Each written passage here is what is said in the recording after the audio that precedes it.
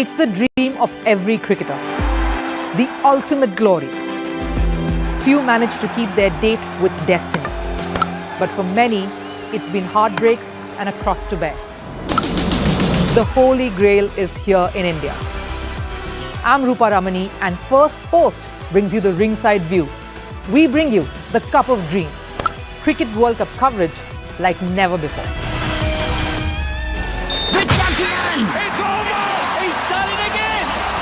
Unbelievable! Oh, straight into the roof of the net. Nice one. Straight down the middle. So a good performance from both teams here today. Hi, how are you doing? I'm Rupha Ramani, and you're watching Firstpost.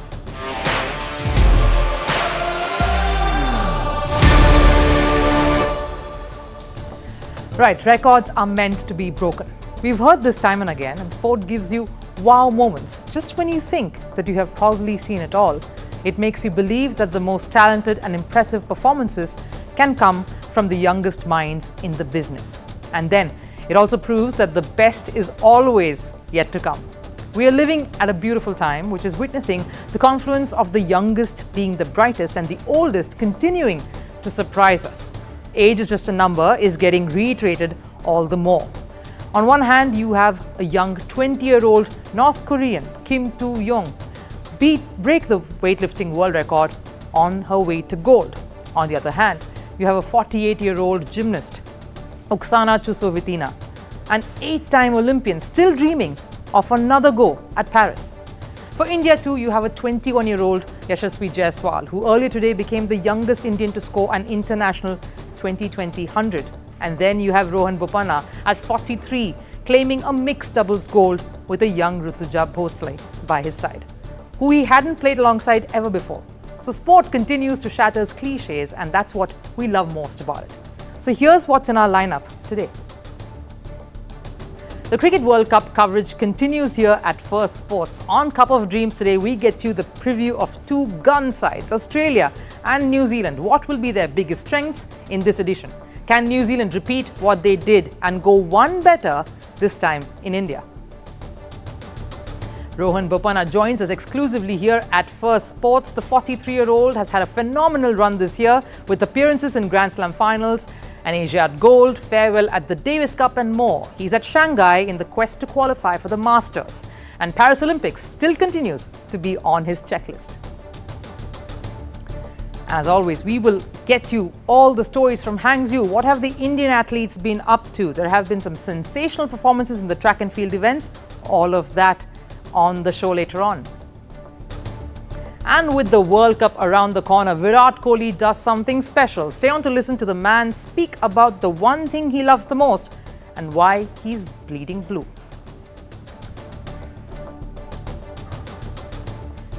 Well, that and more heading your way, but here's what's making all the headlines from around the world in Sports 360.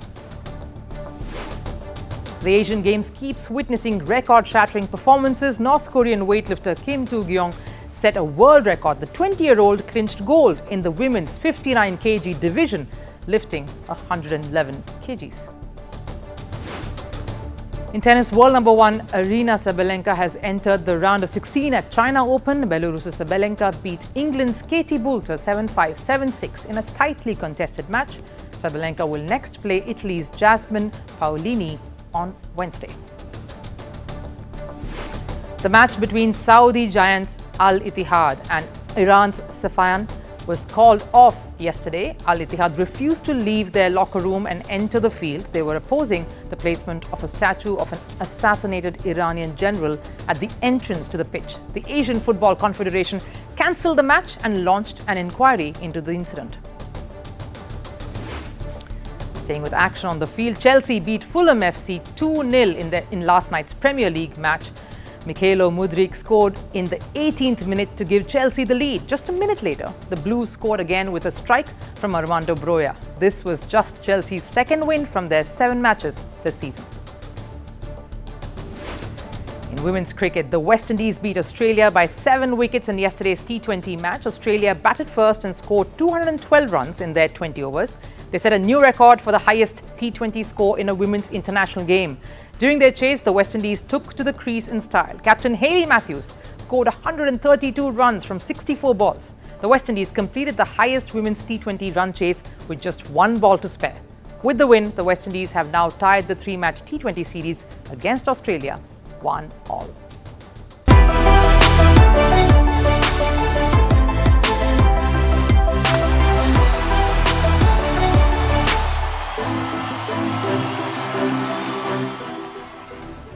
Yeah, as we keep reminding all of you watching and joining us here, the Cup of Dreams segment during the World Cup coverage will continue starting today right till the end of the tournament. So let's start on this segment of our special coverage to talk about what are the teams building up to, how are they shaping up. We looked at two first teams yesterday, which was the host nation India and the defending champions England. Today, we look at a team that's been the most successful at World Cups, Australia, and the most unluckiest, New Zealand. Let's start with Australia. They have been 5-time champions, and as cricketing countries they have almost always managed to create winning combinations. On paper and on the field, they have the high impact players, especially a string of very intimidating fast bowlers that have always come through their ranks, even after the best that had to leave. Now here's what the squad looks like on paper. Some very senior hands there, again possibly the last one for a few of them this World Cup could be. They are carrying the injured Travis Head with them, and Pat Cummins again. What a moment for him as a young captain of this side. You know, a whole lot of pressure too. We're speaking of following in the footsteps of Aussie genius captains like Steve Waugh, Alan Border, Richie Benu, Ricky Ponting, Mark Taylor. Of course, Steve Smith, a former captain as well in the mix. So yes, I won't be too surprised if Pat Cummins does feel a little hot under that collar. But he does have an able squad to lead. Some seniors there in the batter list, David Warner, Steve Smith on a comeback trail, and a proper fiery pace unit. So let's break this down then for you. Today for this side, I will start by putting up my ace of the pack. And for this one, I'm picking a bowler rather than a batter that we normally go with. It's Mitchell Starc. You just can't look past this man going by World Cup records or just big match performances. He's the man for you. He's come off a very good warm-up match where he took a hat-trick just some days ago. Like many of his fellow speedsters in the past, like Mitchell Johnson, Glenn McGrath, Mitchell Starc is quite the fierce competitor who will always be all smiles when you get off the field. And that's why he will always be dangerous in World Cups alone. For Australia, that's his record. In ODI World Cups, 18 matches, 49 wickets, just on the cusp of 50 there. His best has been a stunning 6 for 28 at an average of under 15. What more do you want? Everyone remembers that brilliant delivery that dismissed Ben Stokes in the 2019 World Cup. There are indelible moments from his bowling. Sure, he has not had much ODIs under his belt this year, but he's warming up just fine. Now moving on, time for me to pick the jack in the pack. There's always something big that we always think is around the corner when you talk about this man. Whenever he's around, and somehow it goes by without him leaving a mark. There's a lot riding on him in here though. I'm probably sticking my neck out here on this one, but Glenn Maxwell returning to the side after an ankle injury is my pick for this particular card. It's definitely a big positive for the Aussies, but they aren't just looking to him for some big hitting in the middle order, but also roll his arm over to give Zampa some relief and support from the other end, in the absence of Ashton Agar and till Travis Head comes back in. So in some sense, he holds the key to at least the initial phase of the campaign. Next up, who's the joker in the unit? I'm going with Mitchell Marsh for this one here. Now hear me out. As we know, Travis Head's absence really putting the onus on a lot of players, and Mitchell Marsh is also one of them. You need a strong opening combination, especially in the subcontinent conditions, to get on top of the new ball and deliver. And with the most experienced David Warner at one end, there is no reason Mitchell Marsh can falter here. Now he's confident. He's a confident player against pace. The sample size, though, as an opener is quite small, but this is what we have as an opener in one dayers. Just 6 matches there, around 365 runs. And his best was 96, which we saw recently. A good strike rate at 125. There is potential. He can set the tone for a side that has some worries here. And by the time the spinners come on, he's got his eye in. This could be a great move to counter the absence of a huge asset that we know Travis Head to be. At least till he gets fit. But we'll wait and watch for that one. we have to talk about the deadwood, the weak link here. Now, my only question here is, where is your second specialist spinner? Adam Zampa is no stranger to these subcontinent conditions, but who is going to assist him there? That would be key. And with some grounds, this will be a tough question for Australia to respond with, because that's where someone like Glenn Maxwell would be handy. All right, this is one side your heart goes out to. They came close to winning this one twice. In 2015, when the host country back then, Australia, came in their way. And of course, the heartbreaking loss in 2019 against the host England. Could they be third time lucky? And the build-up for New Zealand in this series hasn't been too heartening and not too positive. They lost the series against Pakistan. It was also an away series, 1-4. The next they lost to England, and that was quite recently in September, 1-3. And of course, the only series that they managed to win was against Bangladesh, 2-0. Now, losing to Pakistan in the ODI series in May, all of that could have probably is what we're worried about, the form that's heading into this particular series. But let's look at how the squad looks. Kane Williamson is leading the side. In fact, the only one to survive as captain from the 2019 World Cup across teams. He's the only captain who has persisted. The captains of every other country has changed hands. Tom Latham is his deputy, and he may just lead the charge against England in their opening game, though we did see Kane come out to get some time out in the middle with the bat during the warm-up matches. Now, we are not sure just how fit he completely is, but nevertheless, having him in their corner is surely a massive boost to this contingent. And just looking at the side, there are a few concerns there. When we see someone like a Saudi who's obviously there, but going by how he's injured, when is he going to come back? That's also another question. But going by the way they performed against South Africa in the warm-up, it does look like most things are getting ticked over there. All right, so let's decode this side with our lens. Let's start with the jack in the pack, shall we? I'm picking Mitchell Santner for this one.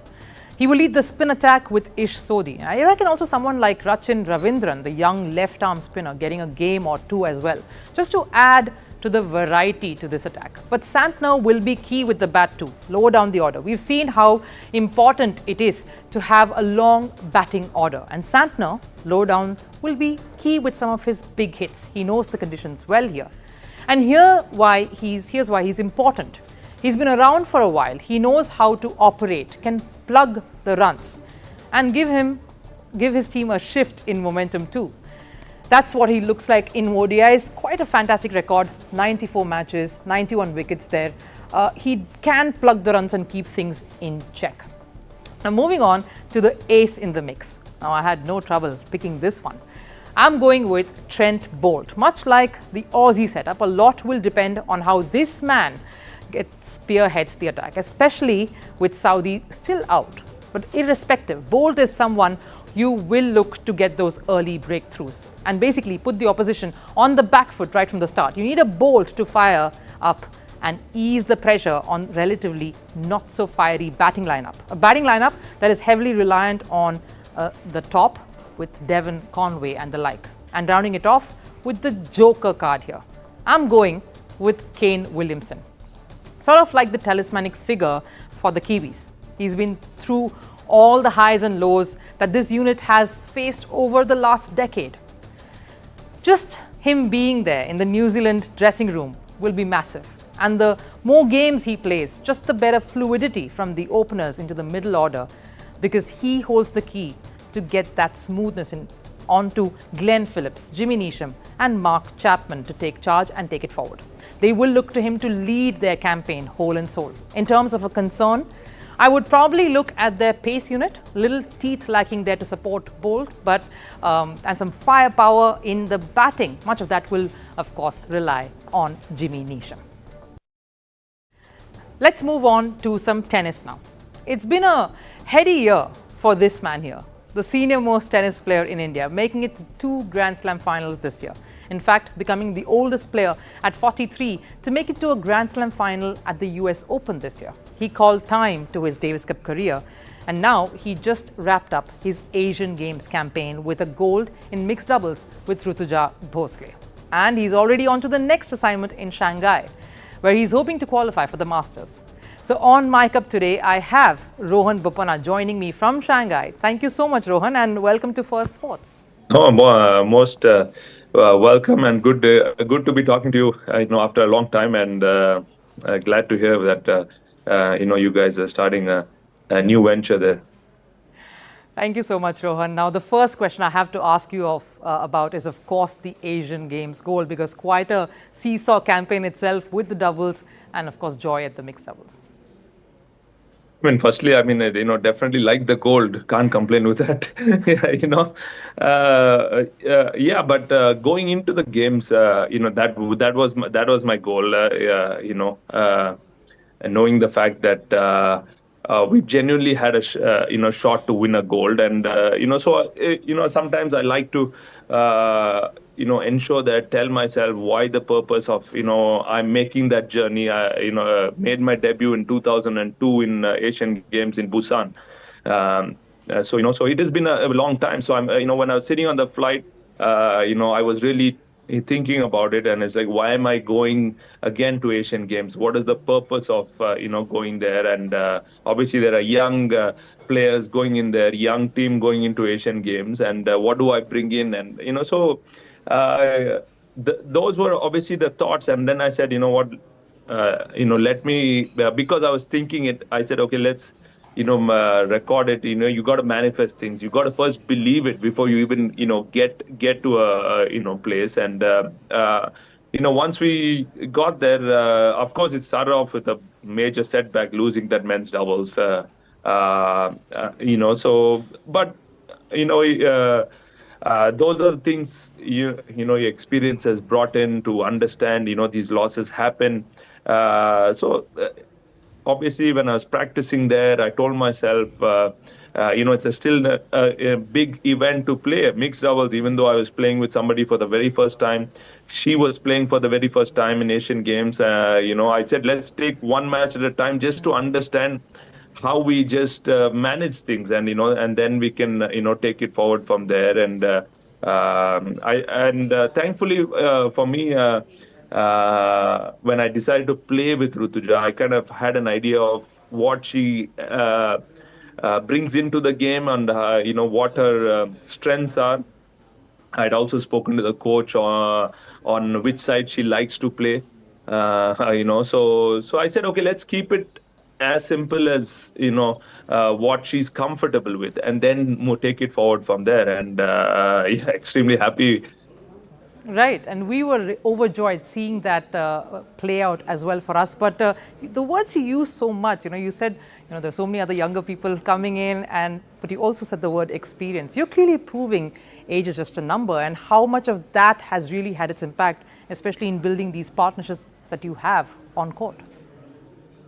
Yeah, Rupa, definitely. It has been one of my best years on the tour. So, I wouldn't, be lying if I say, no, I'm not playing my best tennis, but also I feel that there is a certain role of mentorship, of able to inspire these, young athletes there, just the way of how to manage everything around you, and make them understand there is a lot more pressure when you play for the country than when you're playing for yourselves, and how to deal with that. I think that is a significant aspect where I have learned, and this sport has taught me to. And I really feel bringing that to the table and constantly speaking to all of them. And I'm sure winning gold for Rutuja is such a big moment. Maybe it could inspire and change a entire career, or also inspire some young girls to pick up the sport. I've just been watching her win such a big medal, and I told her that she needs to really soak in this atmosphere, because it doesn't come often. Yeah. And you don't know if it'll ever come again. But when it is, to really enjoy it, in terms of the way I've been playing and my fitness, I've been focusing a lot on my recovery part after practice, after matches, and that is that has really helped in terms of what kind of workouts I do. I do a lot of work with therabands and strengthening, and now and also doing some yoga. Having more weeks of my physio travel than my coach also has helped. Because the tennis part, even if my coach is watching a match, he can surely tell me what I could do better. And the physio, even if they're watching, they can't really help through online. So there are certain things which you prioritize more.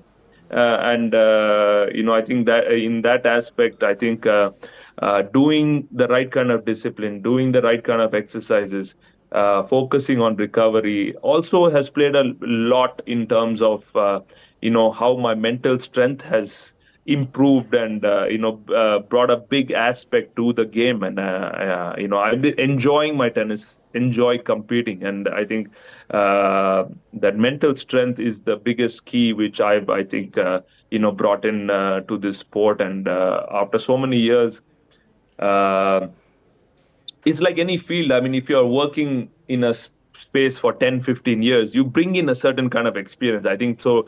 10, 15 years of playing doubles, today has really uh, helped me play at the highest level. And at the end of the day, anybody who I'm playing against, I know I have a genuine shot to win the match against. And I think they also know it, that they, I don't think they really consider today me for my age and say, oh, okay, maybe we have a easy Yes. shot out there. But I think that has really changed. And I think the biggest compliment for me is not only from people, a little younger, but also in their 40s, understanding that what can be done, but also from a lot of people this year I've met who are non-tennis players, but just who have come up to me and said, "You have just been an inspiration in and getting me to start and doing other stuff," and that has been very kind, Rupa, actually.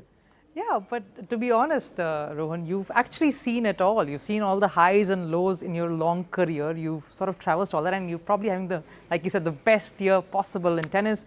You reached the Grand Slam final, the oldest to reach a Grand Slam final here. But tell us about US Open. What a campaign it was for you. I think, I mean, obviously, beautiful, beautiful memories. I mean, making another final of a Grand Slam. It's two ends of the spectrum. I mean, first, that was a breakthrough year coming in with Qureshi. The first time I made a final, and then 13 years later, still able to do it with a lot kind of a different experience, and being there, still able to compete at the highest level and give myself my shot to win a Grand Slam. I don't know if how many people truly believed that, but I think as the team who we are, I think we understood that what that journey was. And like you mentioned earlier, a good partnership also plays a huge role to that. Right, and you did also mention a bit about playing for your country and how that is different from playing for yourself. We have to speak about Davis Cup. That also was a big highlight that happened in the last few weeks. You bid farewell. How was that like? How was it? Was it a little surreal? Take us through that as well, because that would have been emotional for you. Yeah, I mean, it was just like a normal Davis Cup actually to start with till the last day when I saw my family and friends and everybody there. That's when it really actually hit in. Otherwise, it was just felt like, okay, yeah, we're just hanging out here doing the practices. Till that day actually happens. Even though how much ever you tell yourself you're prepared, it is emotional. It is emotional. I mean, I don't know. In a way, right after the match, I think I went in to do an interview and everything. So that kind of took away that emotional part. I think maybe if the family was there closer, I think probably I would have maybe broken down, or I don't know, because you're overwhelmed with the entire situation and everything. And so yeah, so I mean, again, proud to have represented India for 21 years, and to have done it in my terms, and still to be able to call it a day at home, I think is always special. Yes, and we sort of enjoyed watching and catching all those moments as well, Rohan. But you did also make a comment earlier about how there's this lack of camaraderie that you feel currently in the Indian tennis setup here. Could you share more thoughts on that? I think what we really need is someone to really come there and bring everyone together and make them understand it's not like a regular job. It's not like a regular ATP circuit they're playing. It's very different. I mean, those 2 weeks in the year when they are playing Davis Cup, that atmosphere should be different.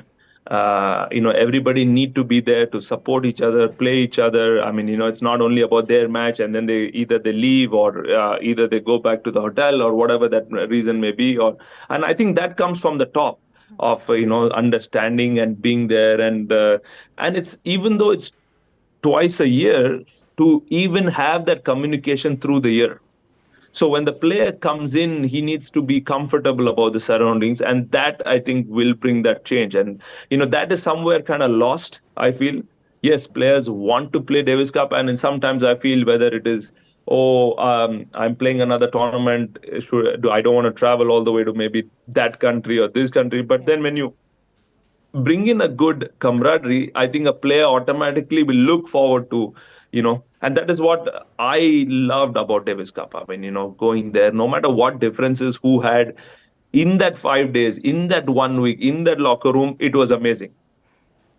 Right, and you speak about this sort of, a feeling or this sort of attitude that you have. There's also another part of you that we discovered, which we obviously know because of covering you for so long, was that incident that occurred during the US Open where the ball hit your forearm, but the point was still awarded to you, and yet you sort of, went ahead and told the referee that, it hit my forearm. And where does that come from, something like that, Rohan?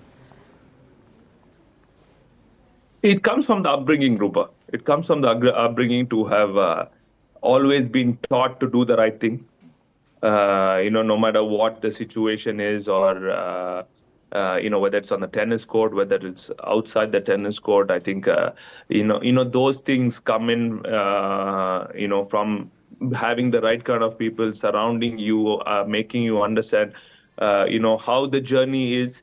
And just being honest to yourself. I think at the end of the day, whether you win or lose is part of the game, but you need to just go back and have a good sleep. So that I think purely comes from that aspect, and I've always been raised, to be someone like that, and I'm thankful to my parents and family around who have always, no matter which the situation is, to speak up, be upfront about it, but be honest to yourself. And I think that came from from there. I don't think I even thought twice before telling the referee that it had touched my hand. And I think the referee was confused herself. I mean, she was shocked because, like you said, nobody really even noticed that it had happened. Yes, but there's a long road ahead now. You're in Shanghai. Just to sort of wrap up this interview, your thoughts on what the months ahead look like? Of course, there are many other landmarks or milestones that you have in mind. Yeah, I mean, there are actually wonderful things to look forward to. Like you mentioned, yes, I am in Shanghai, but the number one goal is to qualify for the year-end Masters. That is something when Ebden and me spoke about last year of partnering, we wanted to try and qualify, and it has been a while since I've played that Masters. So I'm really looking forward to being back there. It's going to be a new venue for me. All the Masters I've played was in London. So looking forward to playing Turin, and next year I'm continuing this partnership with Ebden. I'm looking forward to be playing on the ATP circuit. Yes, Davis Cup and the other things I may not really play, but obviously, realistically, there is an outside shot to qualify for Olympics as well, and that'll be wonderful if that does happen. But having said that, the initial thing is to qualify for Turin and then start the year pretty well with Ebden again. Right, and we wish you all the best as always, Rohan. Thank you so much for speaking to us as always, and good luck. Thank you so much. Thank you, and all the best to your team at Firstpost, and wishing you guys the very best on a new journey. Thank you so much, Rohan. But yes, we will continue our focus on the Asian Games coverage to younger talents and athletes with a hunger to succeed. They continue to come up triumphant. We look at a few of them and celebrate their breakthrough moments or their near misses. But today, we are going to tell you the stories of two women who sparkled in not one but two events, champions and pathbreakers in their own right. First up, Bahrain's Winfred Yavi. Over 12,000 athletes from around the world compete in the Asian Games, and stamping her authority in not one but two events is sheer class. Yavi has done that. She added 2 goals for Bahrain at the Hangzhou Fest, both in women's 1,500 meters and 3,000 meters steeplechase, events that require a lot of stamina and some tough training. She's just 23 years old and she's already rewriting history books. After those exploits, in fact, after her gold medal feat, she's now considering to enter other track events. Let's look at her exploits at the Asiad alone. If you look at the time that she took in both 1,500 and the 3,000 meter steeplechase, she also broke the previous Asian Games record that was set by her compatriot Ruth Yebet in 2014. Before the start of the Asian Games, we spoke about Yavi being the one to watch out for, and we'd say the same when Paris Olympics comes about.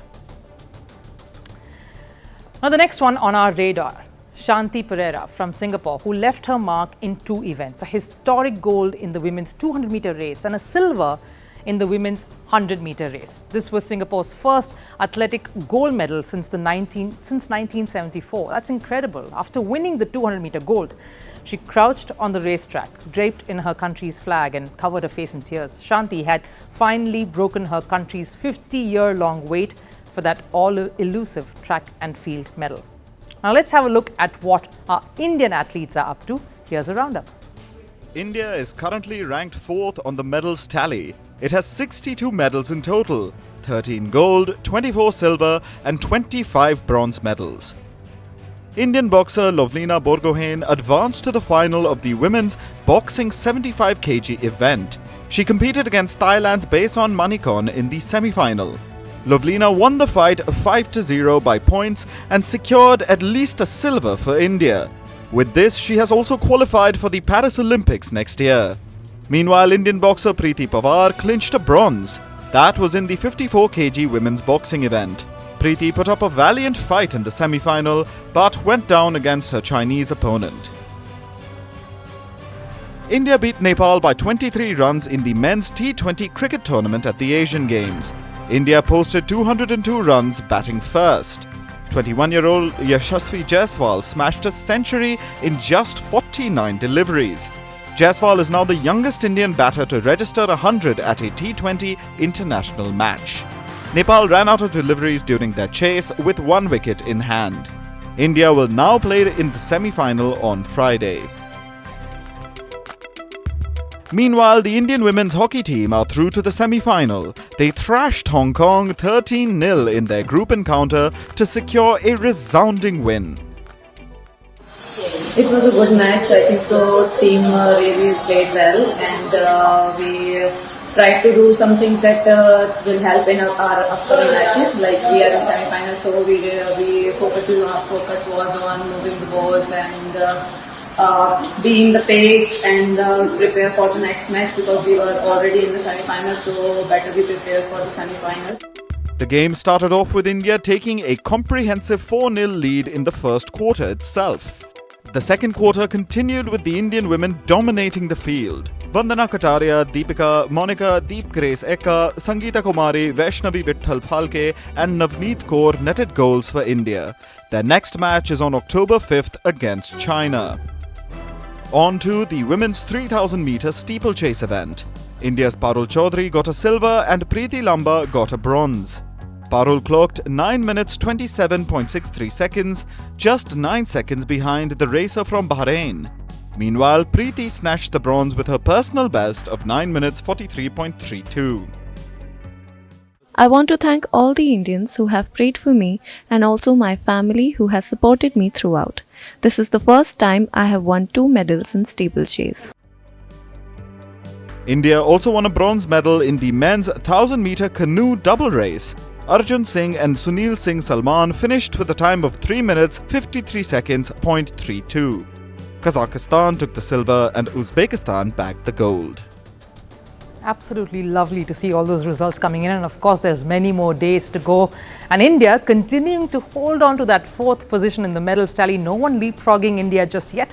But speaking of leaps, brings me to this last person that we have to mention, Ansi Sojan of Kerala, who won silver in the women's long jump. She finished with a jump of 6.63 meters, which is also her personal best. And guess what she did after the win?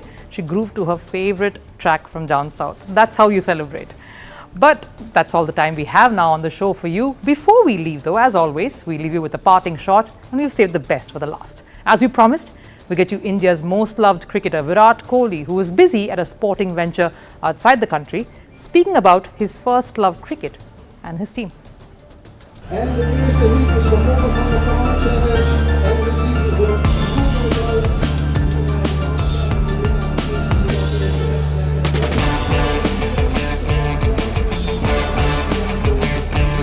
I have played in the blue jersey for such a long period of time. It's something that is literally a part of me, something that I have taken a lot of pride in wearing that jersey over so many years. And it is the color of the Indian sports teams, for so many years and generations now, as we know. So this is just an extension of the same. Of course, all eyes will continue to be on him when he takes that field for India in the World Cup. As we know, that coverage will continue as well in Cup of Dreams. Don't forget to keep tuning into us here. That's all the time we have today on Firstpost. Thanks a lot for watching. See you again tomorrow.